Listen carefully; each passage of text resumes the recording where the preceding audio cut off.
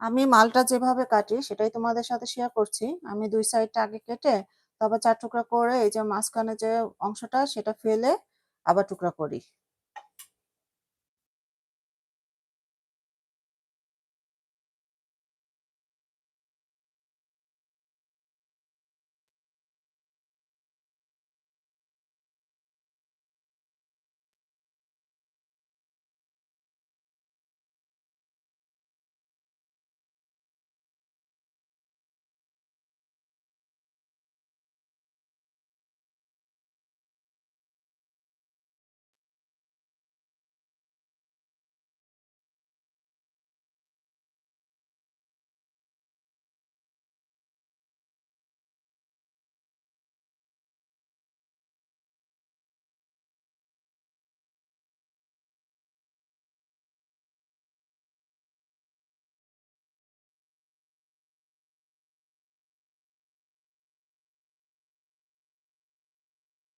এই যে দেখতে পাচ্ছ এরকম হবে।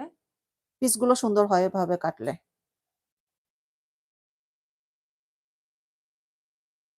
আর খাওয়ার সময়ও কোনো মানে ডিস্টার্ব ফিল হয় না। কারণ অনেক সময় ধরো লেবু বা এই জাতীয় মালটা